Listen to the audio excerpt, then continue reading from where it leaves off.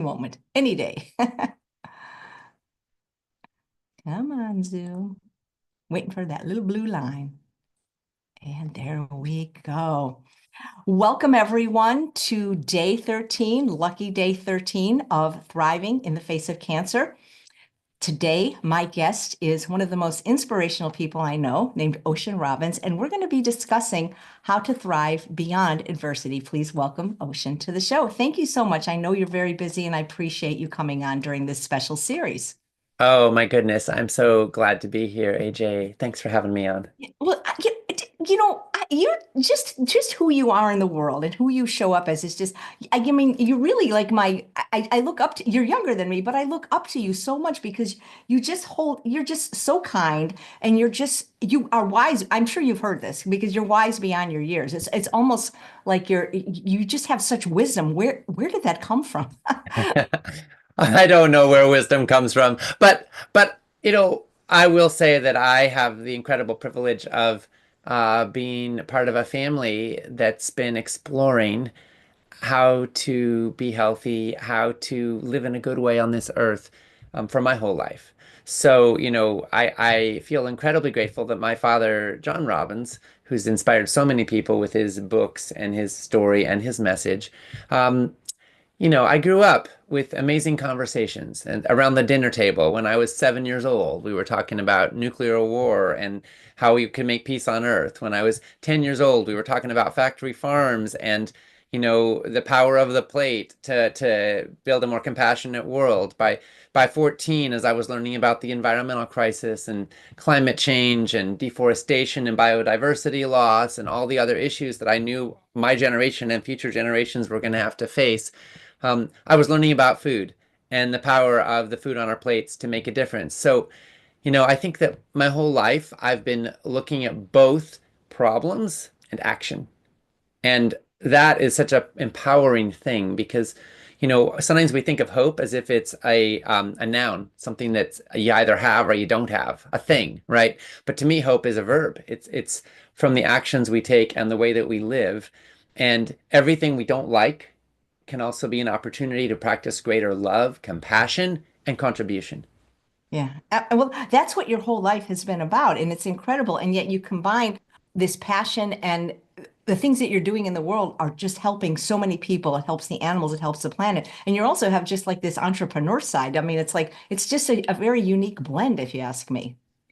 Well, the entrepreneur side developed along the way because I realized that, you know, there's so many brilliant ideas that never see the light of day if we don't know how to market them, and my grandpa was a consummate marketer. I mean, he founded Baskin Robbins, 31 flavors, and manufactured and sold more ice cream than any human being who has ever lived on this planet. And he was really good at selling ice cream. Unfortunately, ice cream gives people heart attacks and involves the torture of cows and destroys the environment. But he didn't know any of that when he started the company. He just wanted to make people happy, and he saw that ice cream made kids smile, and he saw a chance to make money, and you know, he was passionate about that. And so I've always thought, well, what could happen if we could combine that kind of competence and entrepreneurial talent with marketing good things that actually help heal lives and heal the planet? And so, to me, Food Revolution Network, which I started with my dad,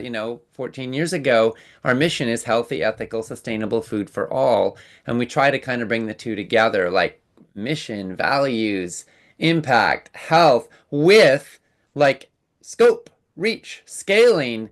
Because, at the end of the day, if we want to change the way the world eats, it's not just going to happen because a few do-gooders are super pure. It's going to happen because we find a way to actually reach large numbers of people, most of whom are not currently plant-based, and inspire them and open their hearts and hopefully show them a better way. Yeah, and that's what I love. You cast a wider net and you're very inclusive.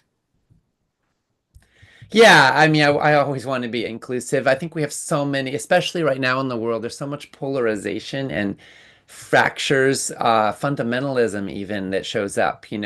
And while there is something that can be comforting about thinking we know better than other people, the reality is that that rarely influences people. It's not a very good way to win friends when you think you know better than them. how they should live, how they should eat, what they should do. Nobody likes having an ideology shoved down their throats. There's that old saying, how do you know if someone's vegan? Oh, don't worry, they'll tell you. Like because vegans have gotten a bit of that reputation, and it makes sense because when you see what's possible, of course you want to shout it from the rooftops and spread the word and inspire other people. But what we're all learning, I think, those of us who have been inspired on this path is how do we honor other people's dignity and sovereignty and also speak our own passion and truth and hopefully galvanize other people in a positive way to join a healthier world creation that we're committed to.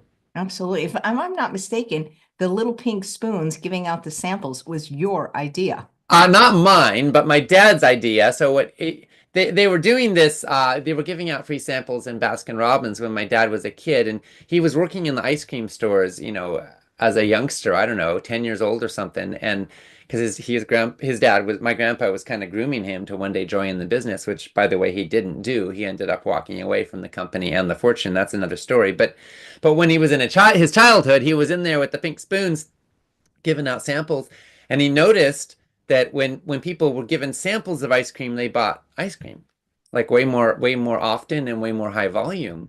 And so he started like really pushing that. My dad did in the stores, like, and the stores he was in had the best sales quotas.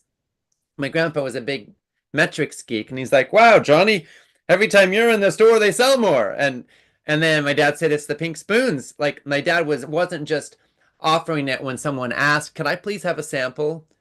He would be like, "Hey, do you want to try this one? Do you want to try this one? Do you want to try this one?" Sometimes he's giving you like 10 samples to one customer. And my grandpa at first was like, "Well, Johnny, that's expensive product. We have to pay for that. And if they've tried the sample, then maybe they won't buy that because they've already gotten that itch scratched." And my dad said, "No, it's the other way around. If they like the product, they'll buy more and they'll feel like grateful for the generosity, and that makes them want to invest." So it was a fascinating experience because that's now become a cornerstone of marketing, the whole notion of free samples and free resources. And then if people are like what they get and they feel connected, then it builds relationship. And I think that in our work at Food Revolution Network, we apply this every day. Like we want to give lots and lots of content away completely for free. It's partly our values. We want to change the way the world eats. Well, not everyone can afford to pay for stuff, but we also realize that if we're building trust and connection and relationship with people, then some of them are going to want to go further and take it deeper, and then we can have paid products for those audiences, and that's how we fund the outreach of the free stuff. And it's a wonderful kind of business model, if you will, that also happens to be a strategy of social change.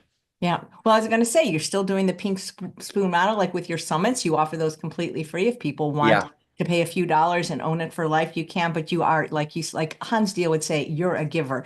And you've given so much to me because you are one of the people, along with Dean Ornish, that really helped me make the decision to come out, meaning to Yeah. reveal my cancer diagnosis publicly, Yeah. because I had been hiding in shame for over 2 years, Oh, feeling yeah. absolutely terrible alone. And you just, like Dr. Ornish, just sent me such wise and kind emails. And I'm like, I'm doing it. So you really gave me the courage to do this. So thank you. And you're giving a lot of other people courage, AJ. Like, because the truth is that, healthy eating, healthy lifestyle, they're not a panacea and they're not a guarantee you'll never die. We are all going to die of something at some point. And, it's bending the odds in your favor and maximizing the time you have on this earth to make it as vital, as meaningful, and as well as it can be, But so many people like they do everything right and then they get sick or something goes wrong and then there's all the shame and blame, especially when you're a public figure like yourself. It's so easy to kind of want to put out an image that perpetuates the story people want to hear, as if we think the story people want to hear is that we're perfect and have no problems, right? But I think actually people are hungry today for something a little more real, a little more substantive, a little more gritty, because that is the human experience on this planet. In case everybody hasn't noticed yet, life on Earth doesn't always go the way we might have wanted it to. And maybe heavens for that, but that's not what's going on Earth. So we get an opportunity here to practice, I think, bringing more love, bringing more beauty, bringing more humanity, bringing more whatever joy we can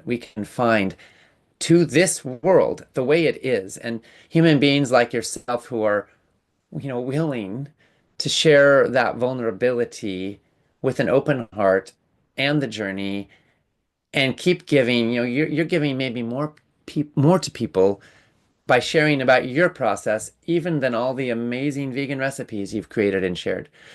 Because we all get to feel like more love for our own humanity, more compassion, more kindness and more humility. We are aware of our mortality, and all of this can be such a blessing to our human journey.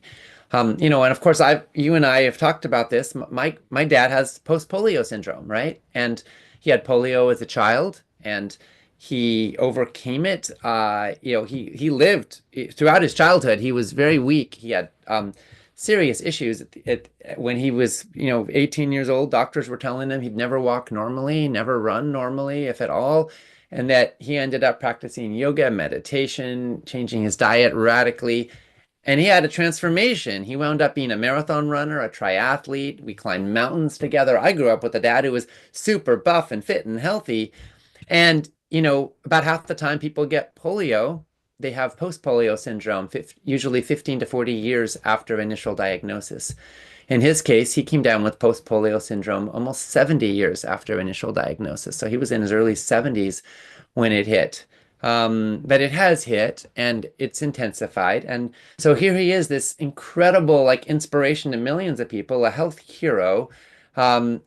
And he's always valued fitness and vitality so much. And now he's dealing with losing the ability to walk and dealing with the brain fog and the sleep difficulties and all the other issues that come with this. And, honestly, we don't know how long my dad's got left on this earth, and he's such an inspiration to me and to so many people. And he's still being with this with such heart and compassion and kindness and always asking, well, what's the best I can do now, with this moment and this experience. And we made the choice a year and a half ago to come out, if you will, to share about this publicly with our community. And the response has really been profound. We received over 1,000 letters from people just sending their love and their prayers and their support.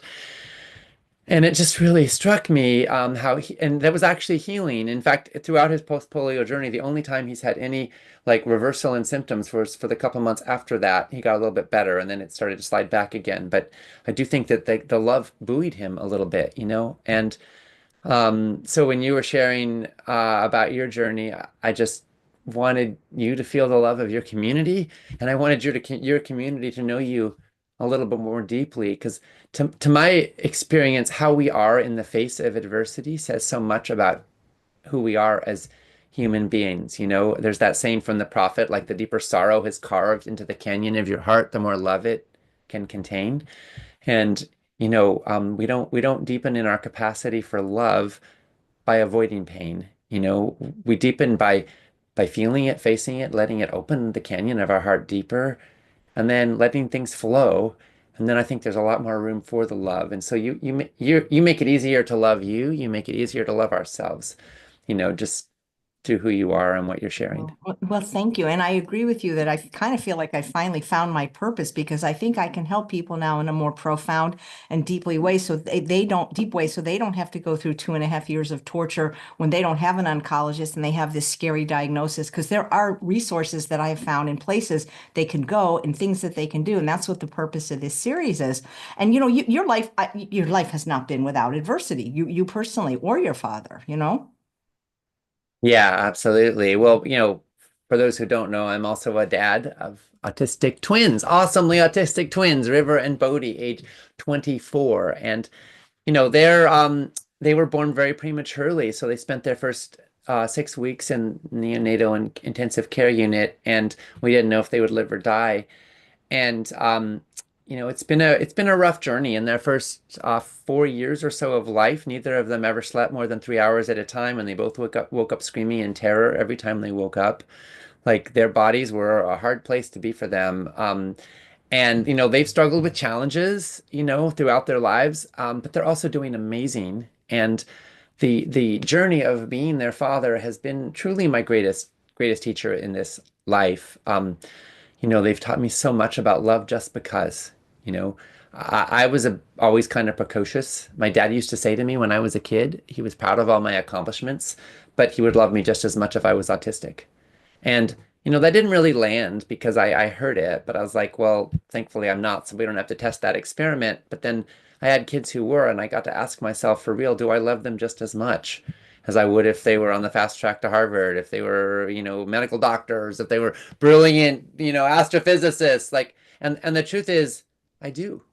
They're magnificent beings, and, they may never like be living independently on their own, as if any of us are really independent. We're all dependent on the people who make our lights turn on and our homes warm. And I mean, there's so many things we all need to survive. The farmers who grow our food, like no one's really independent. So what does that really mean? But they may never have like a job on their own. They're probably going to need lifelong support, and they're happy. They're loving, they're kind, they're creative, they have tremendous emotional intelligence. They tell me they love me. They put their arm around me and tell me how proud they are of me. They regularly tell me I'm the best dad in the world. They frequently tell me that they're happy and they want me to know that because they know how much I've worried about them and how much I've suffered with their struggles. And they want me to have the peace of knowing that my children are well. Now, that is some serious emotional intelligence right there. And for me, that experience has been so profound. They say a parent's as happy as their least happy child. I don't know if that's got to be literally true, but there's definitely a way that when my kids are suffering, it just affects me. It eats at my soul, and seeing them so well buoys my heart. And so they've taught me a lot about love and what it really means to love somebody, with my whole heart. And just to give a quick example, when they were 10, we'd never had eye contact. They never looked directly in my eyes in a meaningful, sustained way. And we learned about a program called Sunrise, SONRISE, which focuses on building relationship with folks on the autism spectrum.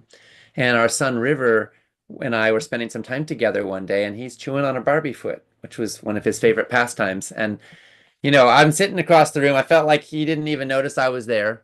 But rather than feeling despondent or yanking the Barbie out of his mouth, thinking, oh my God, this plastic's probably made in China, what toxins are leaching into his bloodstream, or how will my son ever have a dating life if he chews on Barbie feet all day long?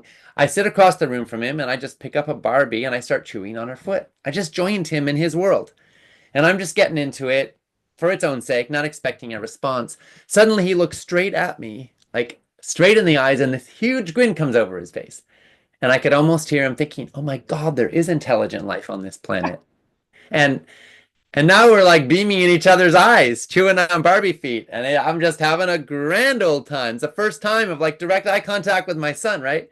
And then after what felt like an eternity, it was probably 30 seconds or something, he gestures like this. Turns out his Barbie has 2 feet. So he's inviting me to come chew on the other foot of his Barbie. So now we're like 3 inches apart, beaming in each other's eyes, chewing on Barbie feet with these huge grins, and there's tears rolling down my cheeks. And it was like a moment of first contact with my son. And, now he doesn't chew on Barbie feet anymore, and we make eye contact often. And, but that experience was like a starting point for a form of our relationship that has just deepened over the last 14 years. And I'm so grateful for it. And, I feel like it makes me a better activist. It makes me a better person because I'm not just focused on what I'm accomplishing and what I'm doing. I'm focused on love. And when I meet somebody, I actually get curious about who they are. And I don't just see people through the lens of pathology. Martin Luther King said, you have no moral authority with those who can feel your underlying contempt. And I wonder how often do I pathologize people or hold some degree of underlying contempt towards them just because they're different and I don't understand them. And my kids have taught me to build a bridge of understanding across differences that it's amazing, really. That is just it's such a touching story. And it's also the way you are with Food Revolution because you met your son where he was, and you do the same thing in Food Revolution. So many vegan activists want to affect change and they want people to be exactly like them right now. And Yeah. It doesn't really work that way. It really doesn't work that way. And you know, but when we often when someone says, how do I influence this person? I say, ask them questions, like get to know what they're passionate about, what they love, what they're concerned about. When you understand somebody and they feel understood by you, you have so much more influence in that relationship. You know who you're talking to, you know where they're coming from, and that can make a world of difference. You know, people tend to think you're highly intelligent when you get them, and trustworthy, versus trying to change them, which almost never works. Yeah. And you're not afraid to be vulnerable, and I think that's why so many people can relate to you, and also the authenticity and the transparency. And I want to be like you when I grow up. Well, I want to be like you when I grow up too, AJ. So Well, that you works well. you were like me before, you were like me when you were little. I still can't believe you were like a pastry chef and were selling I bacon. did. I ran a bakery, Ocean's Bakery. I was on the front page of the Santa Cruz Sentinel, and I was 10 years old. It said, "Boy isn't very rich, but he's got dough." So we do have that in common. And That's me. and now I don't think bakeries are probably the healthiest form of food revolutionary activism, but it was whole grain flour and vegan baked goods, so that was fun. But you were already an entrepreneur at the age of 10. So It's true. It's just so true. you know. So I thought it was so poignant, the video you did, everything you did with your dad, but the video where he disclosed his diagnosis, which also made it easier for me. But how did he deal with with that? I mean, his whole world is different. Do you guys have like a strong faith or meditation practice or some kind of mental health help to like, because how or he's had a lot of stuff happen to him too, and he is resilient. Yeah, he is resilient, and and some things, he always comes back to the serenity prayer, where we ask for the serenity to accept the things that we can't change. By the way, that comes first in the serenity prayer. You start with that. There you go. Yep. I have it on a rock here. Yeah. I keep it And you here. It's ask like, for the courage yeah. to change the things you can, right? And then just as important, you ask for the wisdom to know the difference, right? Or one of my mentors, Katie Hendricks, talks about filing things, like what's in your file and what's not, essentially. And there's this, you kind of look at everything in life that bothers you or that's upsetting, and you say, okay, put it in one of two files. That is in my file, that is not in my file. What is in your file is the things you control, right? What's not in your file is everything else. And there's a heck of a lot of things that are not in your file. And the thing is, when we stress about and worry about things that are not in our control, then we create inflammation in our psyches, right? And distress. And it's a funny line because sometimes like what's happening in your body, do you control that or not? But honestly, you kind of don't. You do control the choices you make and how you work with it, what your attitude is about it, but you kind of don't control everything that happens in every cell of your body, which is a hard thing to wrap your head around. Because in that sense, then your body isn't entirely you. Like, you can choose your thoughts to an extent, not entirely, but even there, like you can steer, you can influence, but you don't control it all. And so having that like that sense of serenity and acceptance of it all is really a life's work, I think. And I'll say for me, like the hardest things to accept are things like pain, suffering, devastation, loss, death, all of the violence in the world, climate chaos, especially on what seems to me to be unnecessary suffering. When humans create conditions, what's going on in LA right now with the fires, like that is just so hard to accept. And everyone wants to point fingers and blame whomever. Is it climate change's fault? Is it the governor's fault? Is it whatever? Tragedy happens sometimes, and of course we want to learn from it. That's what's in our control as a society, is how can we learn and how can we improve and how can we do better? And at the same time, like having a certain amount of like just allowing ourselves to grieve sometimes is so important. So like I'm grieving the loss of things I used to do with my dad. Like we used to climb mountains together, we used to play frisbee together. We're never going to do that again. I'm never going to have a dad that I can like go running with again. He used to be my running coach, like, and even some of our work, like, we're not doing it in the same way we used to. I used to watch him on national television. That's probably not going to happen anymore. He's winding down, and he's doing so with equanimity and love and compassion towards himself and all beings. And as he says, as he puts it, there's an inner flowering happening. And when a plant goes to seed, it's taking its life out of the leaves. Usually don't want to eat kale after it's gone to seed because the leaves start to get bitter.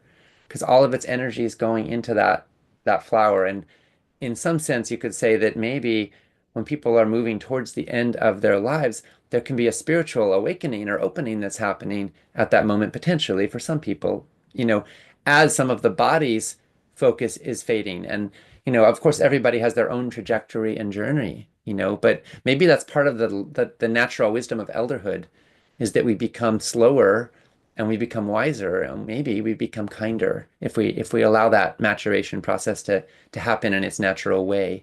So, I'm seeing that happening, and there's grief and there's loss and there's also beauty and richness, and we have amazing conversations, and feel like every time I see him, I kind of have to say like, okay, if this was the last time I ever saw my father in this life, is there anything that I would want to say? And usually it's just pretty much simple. I just want to tell him I love him, you know? Yeah. And I wonder how often we forget those magic words with people we care about, or we say them in a very perfunctory and almost trite way, you know? We never know how much longer we have on this earth, and maybe if we really, really knew that, we would be kinder and better people.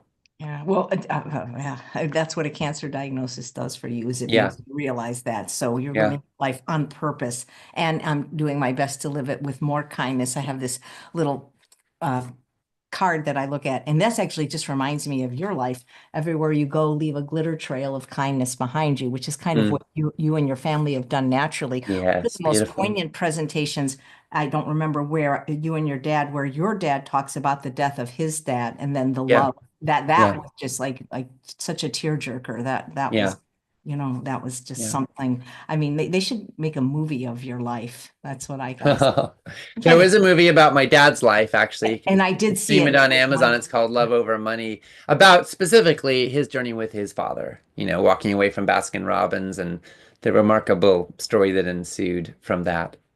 We'll do one of you. Maybe Timothy Chalamet could play you.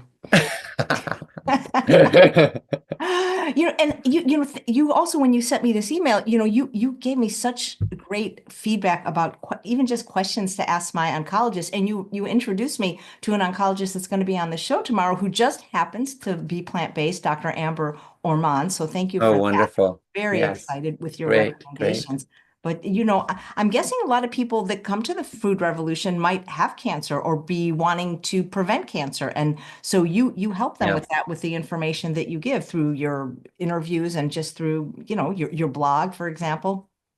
I think pretty much everybody either has cancer or wants to prevent it, And so it's so important. And the thing about cancer is it's not like you eat a Dorito and you get cancer 5 minutes later. It's not cause and effect like that.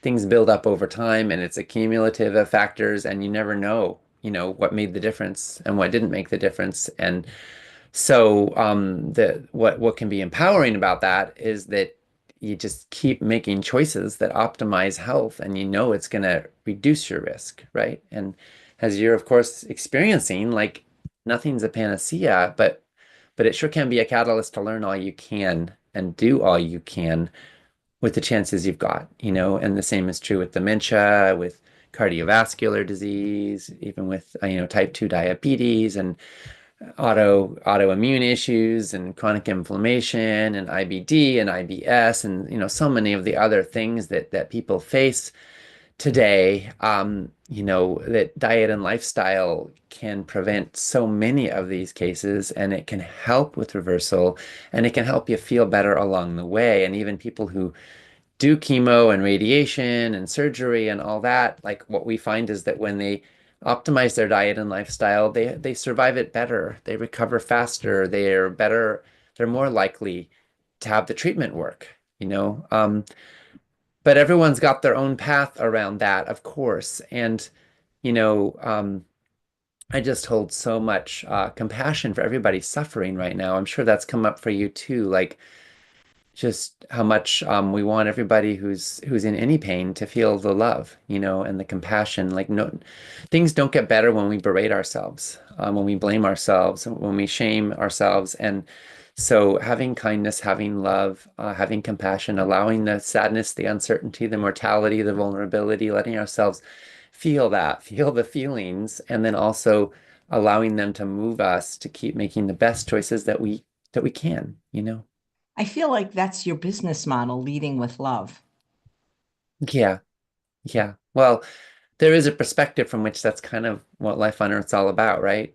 Like we're all here. I've always felt like I wanted to bring more love into the world. And if there was one like cornerstone that's been true through my entire life, it's been that desire, that impulse. And um, and sometimes that means standing boldly for possibility, love in action. Love does justice, love does health, love does conscious choices, right? But sometimes it also means like compassion, kindness, acceptance, of all the parts and all the feelings. I really believe that things become more beautiful when we love them, including Oh, people, by the way. Like, yeah, I've been in a room with somebody, I met them, I didn't like them, I was judging them, I found them unattractive. And then like days later, as I get to know them, suddenly they're the most beautiful person in the world. Like their face didn't change, but my sight changed, right?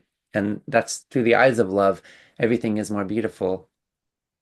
well, I feel like that's what you do with your work, and yet you brought more love into the world that way, and through your sons too, also. So I write a So book maybe about. all those hippies in the 60s that said it's all love, man, maybe they were onto something. Well, we've got some questions from the live viewers.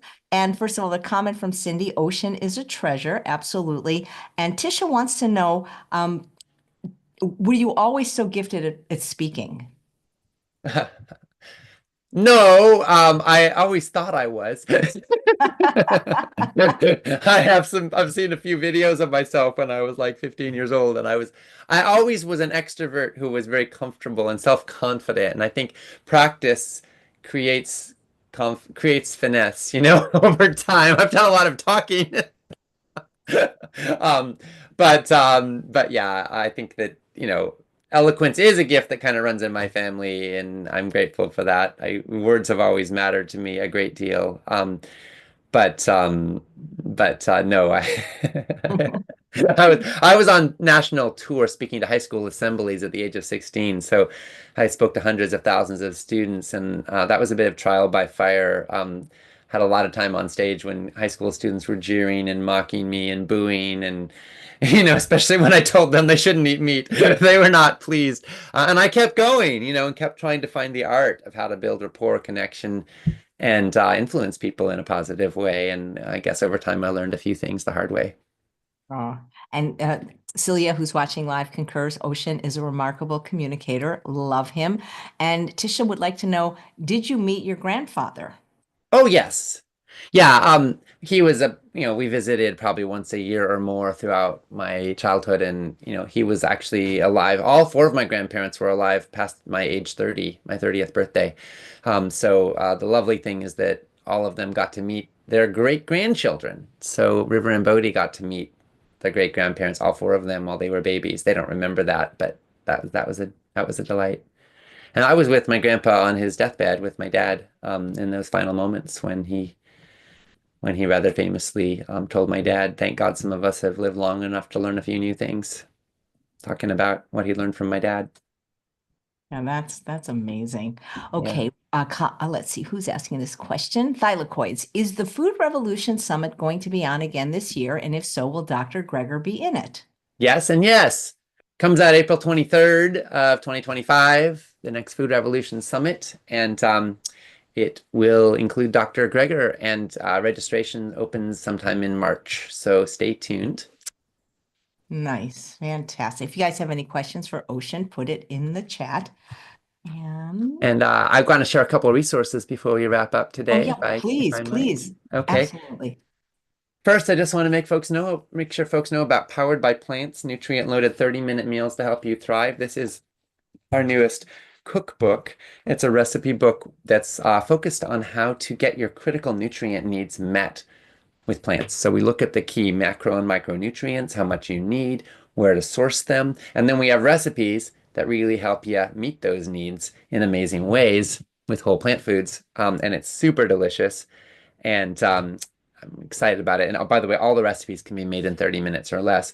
The other recipe or the other resource that I want to make sure folks know about is FRN's plant-based coaching certification. For those who don't know, we have a certification where we guide folks through learning about deep dive on nutrition, coaching and how to influence people, and impact and entrepreneurship and how to get clients and build a business if you want to as a plant-based coach.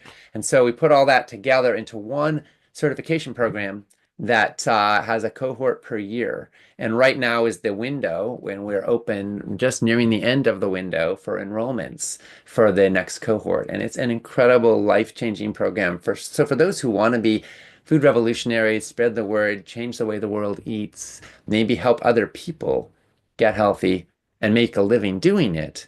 If you go to certification.foodrevolution.org, you can find out more and put in your deposit. We start on January 27th. We're in the final stages of filling the last slots. Again, go to certification.foodrevolution.org. There is still room and you can still get in a deposit if you want to. And it is an amazing program. So calling all food revolutionaries, this is a great place to take a next step.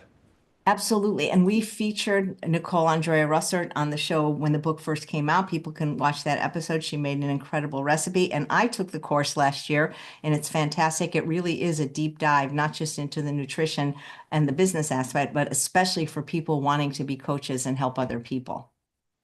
Wonderful. Yeah. Well, AJ, I'm just so grateful for your brilliant work and your message and your vulnerability. And I know that I'm not alone in saying that our whole community just loves you so much, and we're supporting you. We're just seeing you healthy and well and whole, and your lungs in particular. I just send like angels right now to encircle you and support you and help your body to do what it knows how to do, to be in right balance and relation. If that be your highest well-being, then may it be so. And thank you. Have you ever thought about going into the ministry? Seriously, you're so gifted. Do you have time for one more question? Sure, last Great. question. Thanks, Yeah. because I've been asking every guest, and I know you're going to have a great answer. So, what message of hope would you share with someone currently facing a cancer diagnosis? So,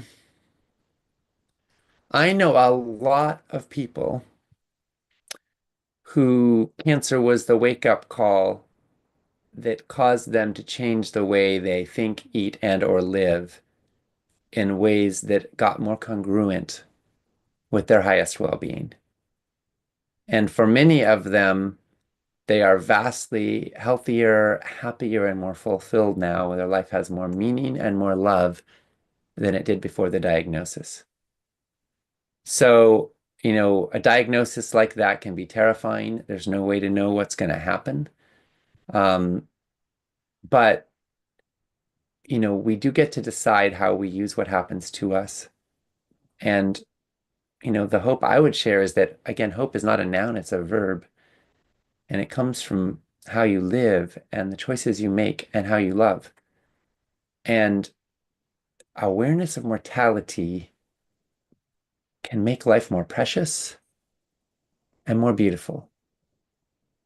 And so that's the hope I would like to share and invite is how can you make this precious life, more meaningful and more beautiful? Thank you. And I think you've done that for so many people. Thank you, Ocean. Thank you so much. Oh, my pleasure. And thanks all of you for watching day 13 of Thriving in the Face of Cancer. We want you to know that wherever you are in your cancer journey, as long as you're still breathing, we believe there's still hope and that you too can thrive even in the face of cancer. Please tune in tomorrow at 9 a.m. Pacific time for day 14 with my guest, Dr. Amber Orman. How the heck did you find a plant-based oncologist, Ocean? I was looking for a little while to be super honest with you. Amber is great. I know you're going to have a great chat. Great. Thanks so much. Take care, everybody.